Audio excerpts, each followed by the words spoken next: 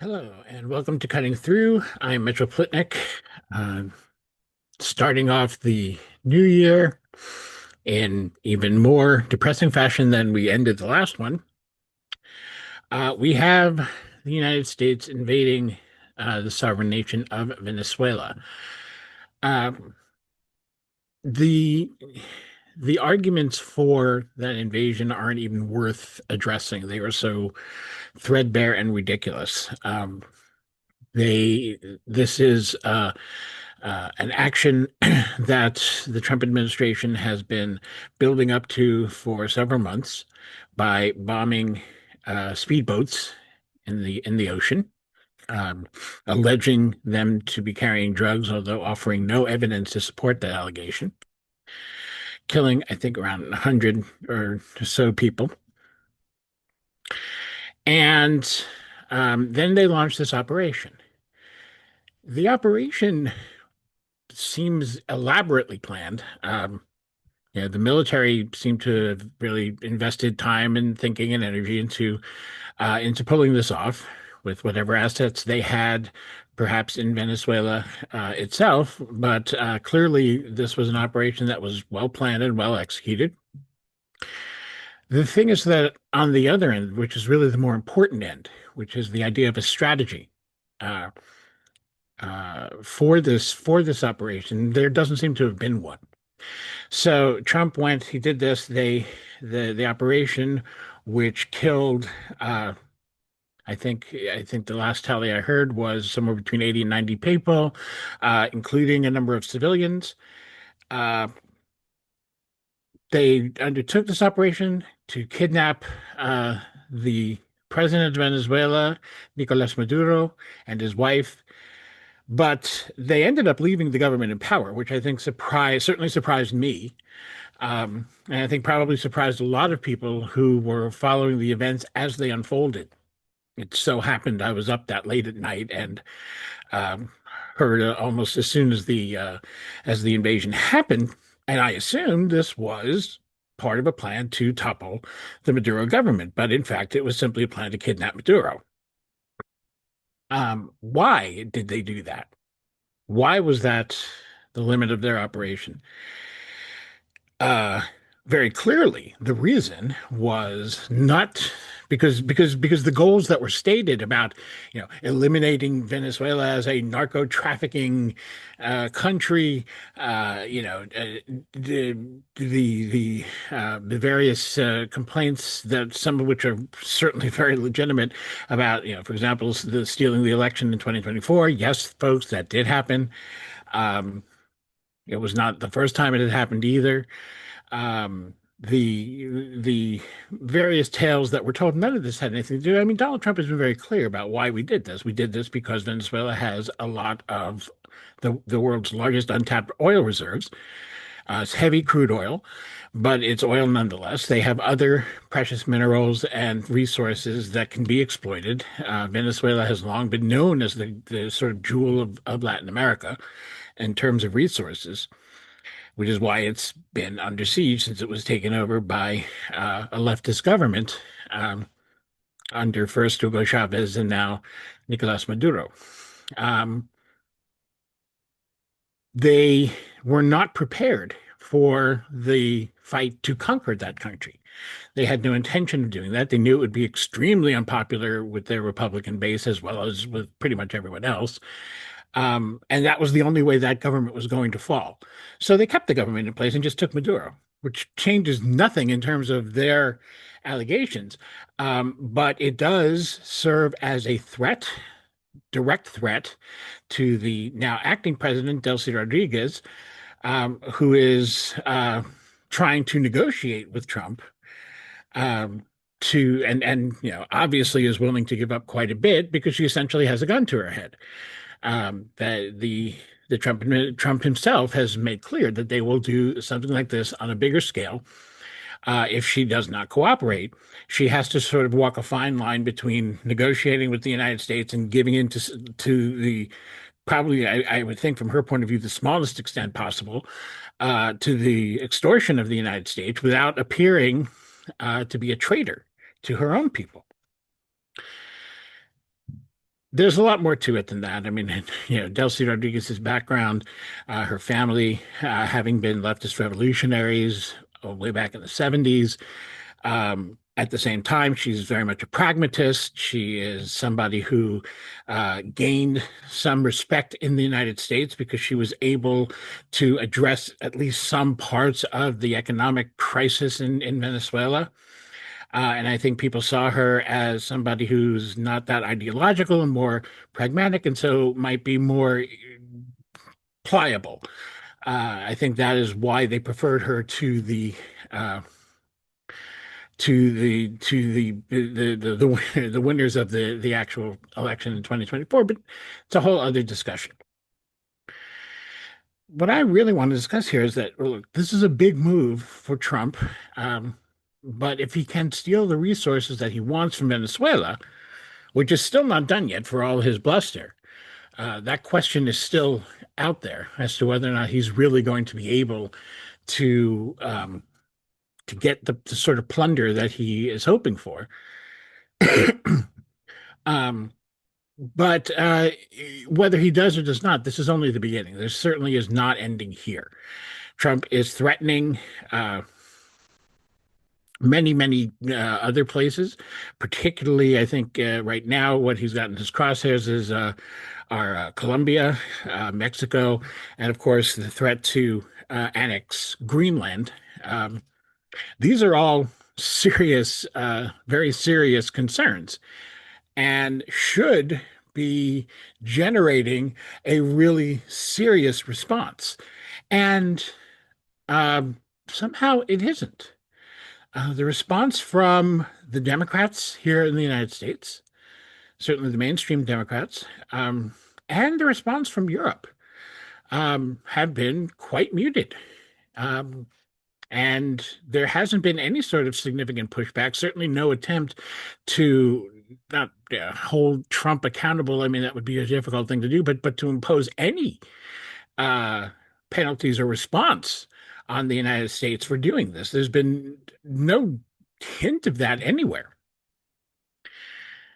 That's only going to encourage Trump to follow through on his threats. And let's also recognize, look, just to focus on the United States for the moment. Um, the there was a poll that was concluded on Monday, I believe, so January 4th or 5th. It was a Reuters Ipsos poll, and it asked Americans if they supported or opposed the U.S.'s invasion of Venezuela. Here, I will get you the precise question. Do you approve of the U.S. military action to remove Maduro? So that was what people were asked. Um, among all adults, one third, 33%, said they approved, 33% said they disapproved, and 34% said they were unsure, didn't know. Excuse me, the 34% was the no, they disapproved, the 33% was unsure, didn't know. Um, I mean, this is as right down the middle as you can get. And that's right after an operation that was a clear success. No Americans were killed. What I've heard is that there were a few minor injuries on the American side. Um, the the affected areas in Venezuela did not break out into some sort of chaos.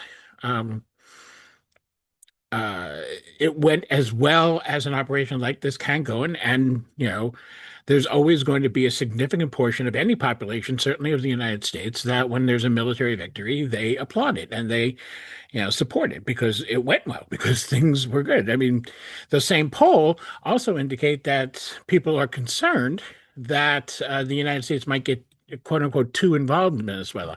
So it's pretty clear that the sort of lightning strike for those who thought it was a good thing, uh, that's fine. They don't want this to go too much further. Although Republicans polled in this same poll did show a pretty clear preference for exploiting Venezuela and keeping it down essentially.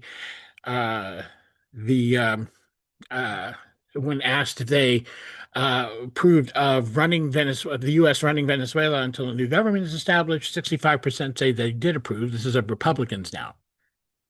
Naturally, Democrats will have a different view. The the point is that this is as popular as this action is going to be. It's not going to get better from here. It's not going to get more support. It's only going to get less and less support from here on out as consequences of them make themselves apparent, which, may take some time, but there will be those. So, and yet, the response has been, uh, at best, whiny from the Democrats. We'll get into that in a minute, but I think what's maybe more concerning, even revolting, one might say, has been the response from Europe, which itself is being threatened by Donald Trump, who insists that the United States must have Greenland. I mean, we've gone all this time without it. It hasn't been a problem. There's nothing you can point to that's been any sort of weakness of the of U.S. security, quote unquote. But Europe has taken a bit of a stance on that question, the specific question of Greenland. But in terms of Venezuela, their response was about as lukewarm as you can get. The statement from the EU High Representative, basically the foreign minister of the EU, opens by calling for common restraint by all actors to avoid escalation and ensure a peaceful solution to the crisis. I mean, this makes it sound as if there are two sides to this. There weren't. The United States attacked Venezuela completely unprovoked. There was no attack on U.S. shores. There was no threat to U.S. lives. The narco trafficking allegations are complete nonsense, and everyone knows this. It's not like it's new. This has been all over the news. That this is just that Venezuela is not what they're, as far as that goes, what they're making it out to be. Fewer people are aware that Trump is lying when he says the Venezuelans stole our oil. Somehow our oil got under their ground. But of course, he's referring to the fact that American and international corporations left Venezuela when Venezuela started nationalizing its oil industry, and he neglects to mention that they were fully compensated. Nothing was stolen. They were fully compensated, and had actually the option to stay. Chevron actually did stay, and has worked in Venezuela all along. As you know, so the picture is not at all what Trump has made it out to be. There's no real excuse for any of this. This is simply a matter of we want what they've got. So this call for restraint, as if there's two sides to this question, is nonsense. It's just not true. It's just not real. It's almost as if we're talking about Israel and Palestine. I would actually argue that there's been more resistance from Palestinians against Israel. I would actually say by far than there has been Venezuelan aggression or defense or anything against the United States.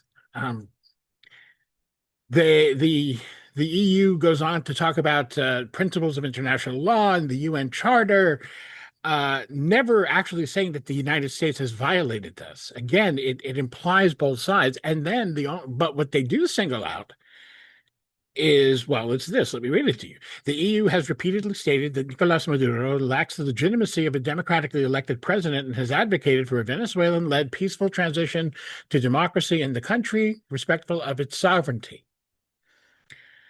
So essentially, they're supporting Trump's argument that the election fraud, which is clear and it did happen, that was remarked by many people. This was not a U.S. invention. Election observers, election experts, international organizations all confirmed there was a lot of shenanigans in that election and that the announced outcome was fraudulent. So yes, that happened. Maduro stole an election. It's not how he first got into office. there were many legitimate elections in Venezuela for a long time, but in more recent years, as Maduro has become more and more authoritarian and more isolated and under more and more pressure from the United States, all of those things have come together and, have led to some pretty bad acts on his part. There's no question about that. That isn't the issue, okay? Because there's no law book anywhere that even hints at the idea that that gives another country the right to intervene in Venezuela. Certainly not to capture and kidnap its president. Then the EU talks about combating transnational organized crime and drug trafficking. I mean, again, supporting Trump's arguments. They say that this must be done in full respect of international law, blah blah blah. But in essence, they're both sizing the issue, except when they're supporting Trump's arguments. They say we're in close contact with the United States, as well as regional and international partners to support and facilitate dialogue with all parties involved, leading to a negotiated, democratic, inclusive, and peaceful solution to the crisis led by Venezuelans. I don't even know where to start with this. The United States launched a completely unprovoked attack against Venezuela, and they're talking about a crisis. A crisis. They're talking as if, well, there's this side of the argument and that. There isn't. There's a clear aggression here. It doesn't matter what you think of Maduro. I don't like Maduro. I would have loved to have seen Maduro ousted by a legitimate popular action by the Venezuelan people. And I would respect their choice as to what to replace him with, although I would say Maria Corina Machado was not the best choice. She wasn't the person who was actually elected, but in practice, she led that party in exile, which is why she won the ridiculous Nobel Prize, that and her genuflecting to Trump. But it's all irrelevant. It doesn't matter how bad Nicolas Maduro is. The United States has no right to go and depose him. It doesn't matter how fraudulent his election was. It was. That doesn't give another country the right to step in and depose him. Certainly not without a call from the people of that country. Now, if tens of millions of Venezuelans had risen up and said, please, Donald Trump, get Maduro out of here and let Delcy Rodriguez, his vice president, replace him, I'd be fine with that. That's not what happened. So this is simply not an acceptable response on any level from Europe. And then Europe is going to want global sympathy when the United States tries to take Greenland away from its current status as an autonomous, essentially colony, I guess you would call it, of Denmark. It is a patent absurdity. And when the Europeans find that they continue to have these sorts of problems with Trump, I mean, even beyond that, I mean, when Greenland has even come up, many Europeans immediately turn to, well, if they do this, it could be the end of NATO. I mean, as far as I'm concerned, the end of NATO would be a good thing. We don't need NATO, never have. You can have military alliances and mutual defense pacts without NATO. You don't need this global war machine that demands that countries spend X amount of their GDP on weapons, things we should be making less of, not more of. But regardless of that, the issue is not the issue of stopping Trump from taking Greenland is not about whether or not NATO can survive. It's about whether or not countries have sovereignty. Now, again, if we want to move to a world where there are no nation states, no borders, I'm all for that, actually. I'm great. I don't think we're ready for that as a species. I'd like us to be someday. But that's not what we're talking about here. What we're talking about is global domination by the United States and the fact that the entity that is powerful enough to stand against that, which is the European Union, is just not doing it.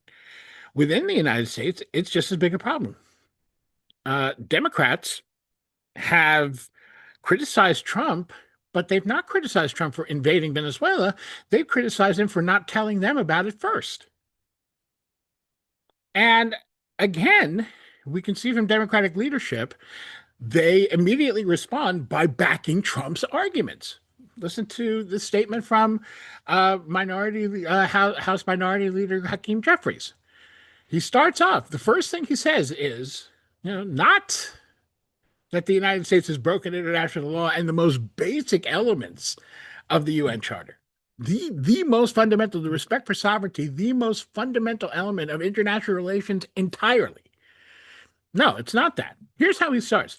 Nicolas Maduro is a criminal and authoritarian dictator who has oppressed the people of Venezuela for years. He is not the legitimate head of government. Undoubtedly, the rule of law and democracy have broken down in Venezuela, and the people of that country deserve better. They deserve to be invaded?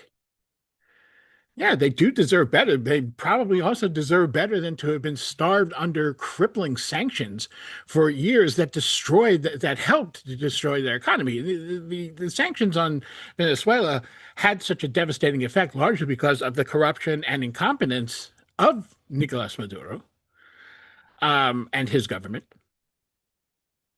I would agree with that, but the sanctions certainly didn't help, and they certainly didn't help change the increasingly authoritarian nature of Maduro's rule. All they did was make millions and millions of Venezuelans suffer, make it impossible for them to live there, and then when they come here seeking the most basic, grubby work they can find, but just to be able to work at all, which they can't do at home. We persecute them, and if they get caught on the wrong side of the wrong ICE agent, we even might kill them. We'll certainly, as much as we can, deport them and send them back to starve in a country that cannot employ them. But none of this registers to Democrats like Hakeem Jeffries. So after he basically backs up Trump's argument for kidnapping, or at least deposing Maduro, Jeffrey says Donald Trump has the constitutional responsibility to follow the law and protect democratic norms in the United States. That is what putting America first requires. So, and then continues to say that the Trump administration has not sought congressional authorization for the use of military force and has failed to properly notify Congress in advance of the operation in Venezuela.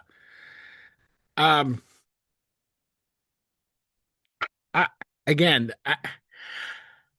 the problem, yes, there is a problem that Trump has not sought congressional approval for the use of force. It's not the first time that presidents have done this by any means. Congress has long since abandoned its duty to be the body that controls whether or not we take military actions. Going back to the Korean War and calling it a police action so that no one had to say that the United States was going to war, and thereby bypassing, congressional approval. And we can talk about, all sorts of things. The idea that, Congress was lied to when they found out they were lied to. They still didn't rescind authorizations for war in Iraq. They still didn't act when they found out, even back in the 60s, when they found out they were lied to about the Gulf of Tonkin. They didn't act to stop that war on that basis then either. The Congress has been eroding away their own responsibility in this regard for a long time. And then they bring it up when it's the opposing party who runs the White House and takes certain actions. And this has been a bipartisan issue, whether it's Trump now or Barack Obama years ago in Libya. This this argument is valid to the extent that, yes, Trump is doing the wrong thing by not getting congressional authorization, but that's not the main problem. The main problem is Trump has invaded a country. That should be the biggest problem. That should be the issue that we have. And Jeffries does not seem to care. Well, does Chuck Schumer care? What about what was his statement, the Senate Minority Leader? Well, here's the opening of Chuck Schumer's statement. Let me be clear. Oh, wait, I think I should do this, right? Right? Okay. Let me be clear. Nicolas Maduro is an illegitimate dictator, but launching military action without congressional authorization and without a credible plan for what comes next is reckless. Again, first he starts by supporting Trump's rationale. Then he criticizes Trump for not getting his permission to do something that permission should never be forthcoming. Um, he complains that the administration assured him personally 3 separate times that it was not pursuing regime change or taking military action in Venezuela. And as he says, clearly they are not being straight with Americans. Well, they weren't being straight with you. Most of us saw this coming weeks ago. I mean, it wasn't really a secret. I mean, we saw this. We see the United States, bombing speedboats, in the ocean. I mean, that's speedboats that aren't even heading in the direction of the United States, let alone in our waters. Where was our objection then? Where was well and when those things did come up, Democrats were we want to report in Congress about this. What do you mean you want to report? You want to stop? I mean, the issue here of it being a strategic question is frankly appalling. We also can look at report in Axios that where several swing state Democrats who you might be more inclined to expect it from, but still, they um, are actually criticizing their own party's leadership, even for making these weak and frankly not just inadequate but unacceptable statements. These are not the statements we need. So they quote one. Now all of these are all members of the House, and they spoke to Axios on condition of anonymity because they didn't want to piss off the people who are going to be funding the reelection campaign in a few months. One of them said, "Maduro is bad. Glad he's gone. You can't have it both ways."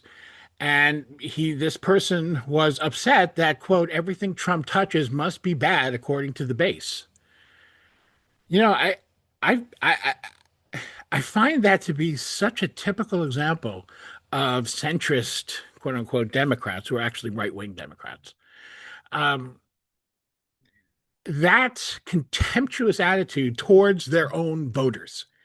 I mean, you want to talk about why Kamala Harris lost? This is it. And by the way, Kamala Harris had one of the better statements on this, which is interesting. I think she at least has finally learned to read the tea leaves a little bit. I don't think it's because she's necessarily any better than her Democratic colleagues. I think she's a little smarter and maybe a little more clear-eyed now that she's learned a hard lesson. But in any case, um, this anonymous member of Congress is accusing his own voters of opposing a blatantly illegal action that violates the very core principle of sovereignty. And he's accusing those people who are condemning that kind of action of condemning it simply because it was Trump, as if basically putting in the Trump derangement syndrome. And this person's not alone. As Democrats, another one said, as Democrats, we can't just condemn what happened. I wish the Democratic Party would be a little bit more measured on this. You know, again, I just cannot fathom uh, this whole outlook. This was a blatantly illegal act, and it has nothing. I'll say it again, nothing to do with Maduro. It has nothing to do with the fact Maduro is a corrupt leader. He's an authoritarian leader. He stole at least one election, maybe two. Okay. But the United States has also been uh, repeatedly trying to engineer coups in Venezuela to install far right figures like Maria Corina Machado, before her Juan Guaido. I mean, people who have absolutely no support in Venezuela. Machado was part of a coalition that did more than likely defeat Maduro in 2024, but she, the reason that the U.S. didn't even think about promoting her for the office is because one of the few things Trump got right is that, yeah, she isn't all that popular in Venezuela. The coalition that she was ahead of, which was a very broad-based coalition, um, that coalition was popular enough to defeat and soundly defeat, from all indications, Maduro in an election. Part of the reason, probably the biggest reason, is because Maduro has proven himself incapable of dealing with the country's economic problems. For the most part, that's why people vote in any election. That's the first issue for everybody. Especially when they can't feed their kids. Another Democrat said, "I think it looks weak. If you don't acknowledge when there is a win for our country, then you lose all credibility." A win for our country. So, violating another country's sovereignty, kidnapping its head of state, completely defying international law, doing it without a plan, doing it in a way that doesn't even pretend to be considering the welfare of the people of Venezuela, doing it so that the United States itself can be the main beneficiary of Venezuela's resources.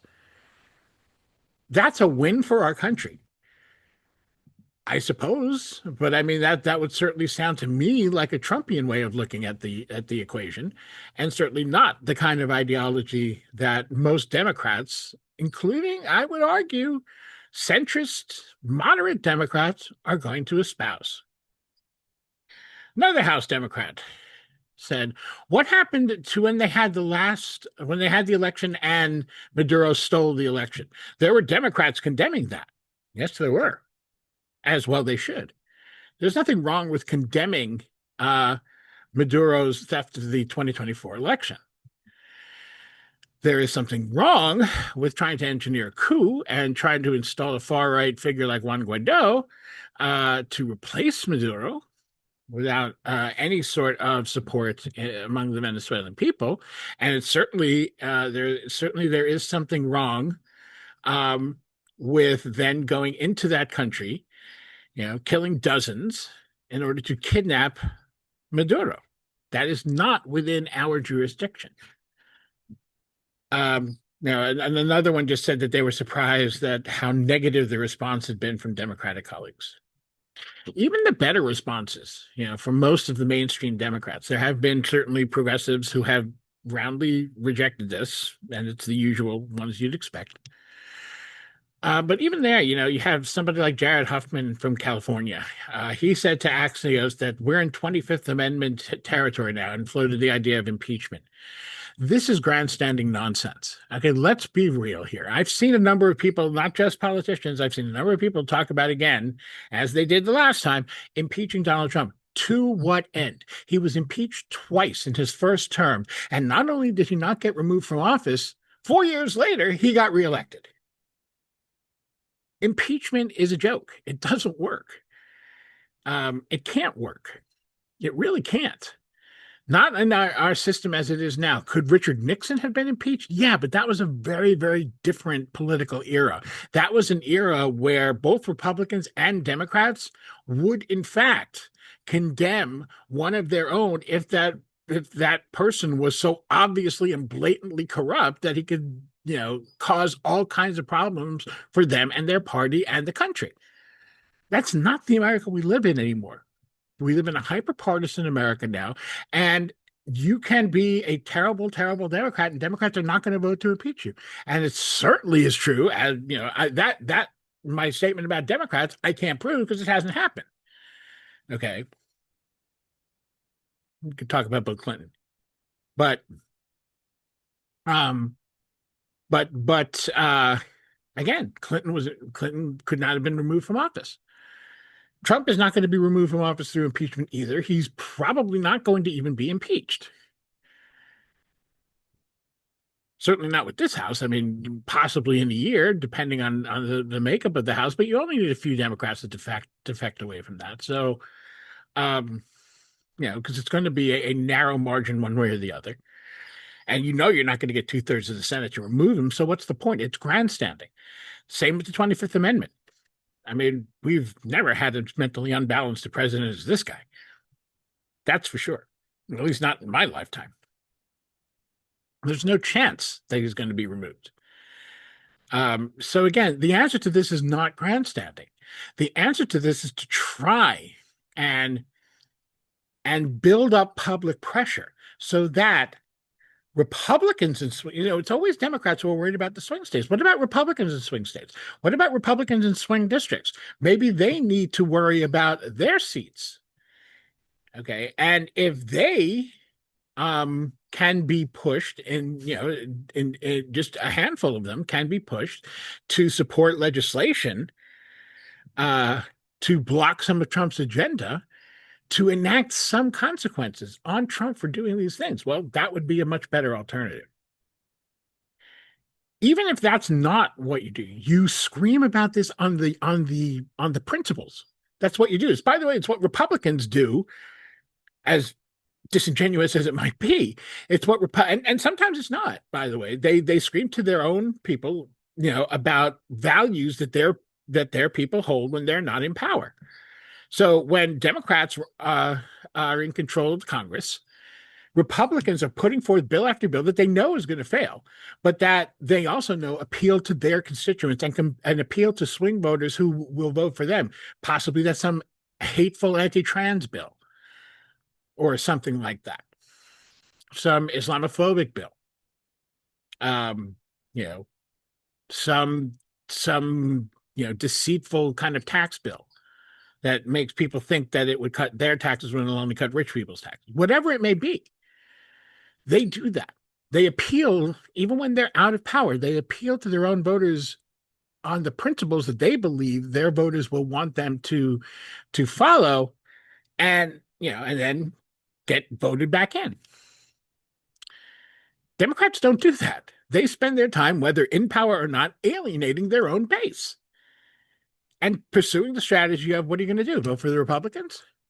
And what turns out happening is people say, no, we're not going to vote at all, because we're not going to choose between, we refuse to choose between the lesser of two evils. And then you end up with an evil so supreme like this administration. And sure, it is quite possible that this administration's policies will doom Republicans in the midterms, that it might even doom Republicans in 2028. But eventually they come back, as you just saw. This is a president who in 2019 and 2020 literally killed 1 million Americans with his misinformation on COVID. And let's be very frank about this. Joe Biden does not win that election if not for COVID. Not a chance, because Trump was actually doing quite well before the pandemic hit, in terms of popularity. It plummeted after that.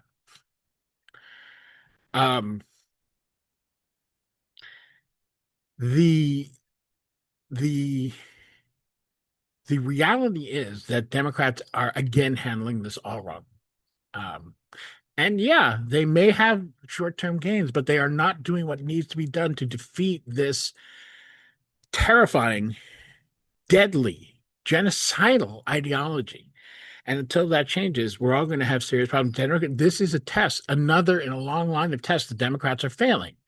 They are not standing on their principles. They are not appealing to their own base and trying to expand it. They are not hearing their own voters on this stuff.